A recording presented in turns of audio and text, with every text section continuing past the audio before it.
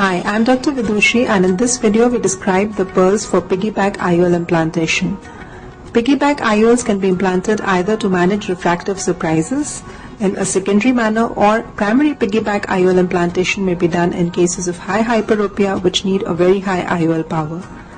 Before any piggyback IOL implantation is considered, we must ensure, of course, that the anterior chamber is of adequate depth and size, there is no pigment dispersion syndrome, and for secondary piggyback IOL implantation, the first IOL should be well centered within the capsular bag.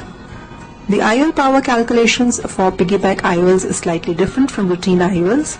For primary piggyback IOL implantation, as mentioned in the Dr. Hill website, we first need to, of course, accurately measure the axial length. Then we calculate the total IOL power needed in a routine manner. This total IOL power is then divided between the two IOLs that we will be implanting, one in the bag and the other in the sulcus. The IOL that is to be implanted in the ciliary sulcus, the power needs to be modified based on the positioning, and we also need to select the appropriate IOL combination, for example a hydrophobic acrylic and a hydrophilic acrylic, or some such combination. For secondary piggyback IOL implants, if there is a residual myopic refractive error, we multiply the spherical equivalent of the refraction at the spectacle plane by a factor of 1.15, and in residual hyperopia we multiply the spherical equivalent refraction at the spectacle plane by a factor of 1.25 to achieve the IOL power that needs to be implanted. This, of course, is an approximate calculation, and more advanced formulas like the Holiday Consultant software are available to calculate the exact IOL power based on the spherical equivalent refractive error as well as the keratometry readings, anterior chamber depth, etc. Coming to the surgical technique, it is generally preferred to implant a 3-piece IOL in the ciliary sulcus, and we should never implant a square edge IOL to minimize the chances of iris chaffing. In cases of high hyperopia with short eyes, when we do a primary piggyback IOL implantation, we must always protect the corneal endothelium because these have relatively shorter eyes with shallow anterior chambers, and therefore coating the endothelium with a dispersive viscoelastic is extremely useful. Now, this is a case of high hyperopia with a refraction of +8 diopter sphere who wanted freedom from glasses. The IOL power calculators was 34.5 diopters, and because the toric and multifocal toric IOLs were available only till a power of +30 diopters, so a piggyback implantation of multifocal and a toric IOL was done to achieve spectacle independence. This is the surgery being performed with the marking of the steep axis, as is the routine practice for toric IOLs. We then coat the endothelium very well with a dispersive ophthalmic viscoelastic device. The main incision at the steep axis and the sideboard incisions are made. And a good capsular excess, because for all these refractive IOLs like toric and multifocal, a perfect centration within the capsular bag is of crucial importance. Bimanual irrigation aspiration was done. This was a soft lens, so phaco was hardly needed. This is a +19.5 diopter toric IOL available from Care Group India, which is being implanted in the capsular bag.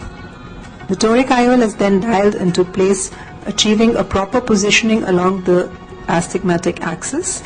Finally, the viscoelastic is removed from under the IOL, and the final positioning of the IOL is then checked to align with the astigmatic axis. Next, we implanted an Acrydiff multifocal IOL, again available from the Care Group India. The standard practice is to implant one IOL into the bag and the other IOL into the ciliary sulcus, but in this case we implanted both the IOLs in the capsular bag because for both the toric as well as the multifocal IOL, proper centration within the capsular bag is crucial to their proper functioning and good refractive results. Finally, the viscoelastic is removed from between the IOLs as well as from the anterior chamber, and postoperatively the patient gained a vision of 6/9 and N6 unaided and was extremely happy with the results. So to summarize, primary piggyback IOL implantation can be done not only to achieve a high IOL power in cases of high hyperopia, but different combinations of monofocal, toric and multifocal IOL implantations can also be done in a piggyback manner, which is a viable and useful option for patients who need a very high power IOL and also to achieve good refractive results as well as spectacle independence. This is the second case where a primary piggyback IOL implantation has been done for a developmental cataract using a combination of a monofocal and multifocal IOL. This is the standard surgical procedure with the main incision at the sleep axis and the side ports being made, and the anterior capsular rhexis, which of course is crucial not only because this is a developmental cataract but also because a good rhexis with good centration of IOL is crucial in all these refractive cases. The lens in this young patient was soft and could be easily aspirated using the bimanual irrigation aspiration. We then implanted an Acrydiff multifocal IOL, again available from the Care Group India, of plus 29 diopters in the capsular bag. In this case, a total power of plus 32.5 diopter was needed, which was not available as a multifocal IOL commercially. So we implanted one multifocal IOL of plus 29 diopters in the capsular bag and another plus 3.5 diopter hydrophilic acrylic IOL in the ciliary sulcus. We then removed the viscoelastic from between the IOLs. Now, secondary piggyback IOL implantation is a very useful technique for managing cases of refractive surprises after cataract surgery. This is a case where a primary IOL implantation has been done. The first IOL is very well centered within the capsular bag, which is a prerequisite for attempting any secondary piggyback IOL implantation. The corneal endothelium is coated with a dispersive viscoelastic device, and a Rayner Sulcoflex IOL is being used here.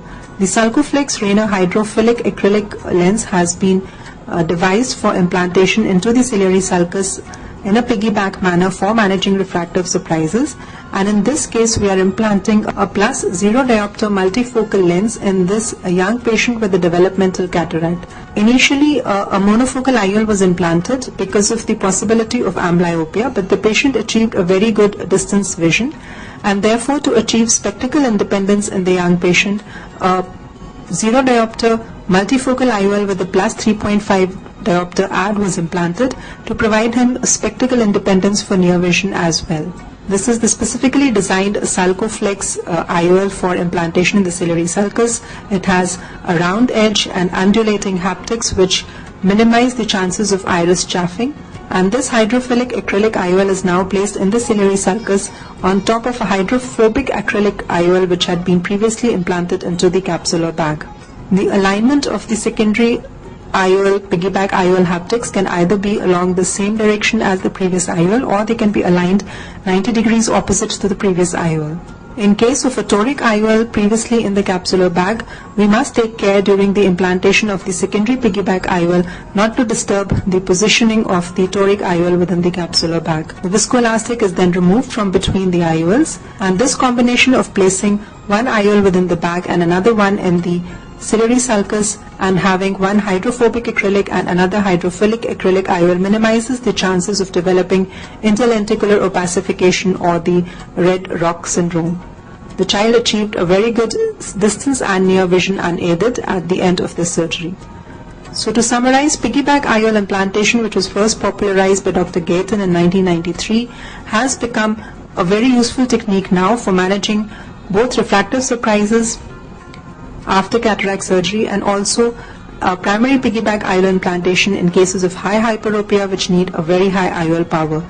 And different combinations of monofocal, multifocal and toric IOLs can also now be used to achieve extremely good refractive results in these high hyperopia cases. Thank you.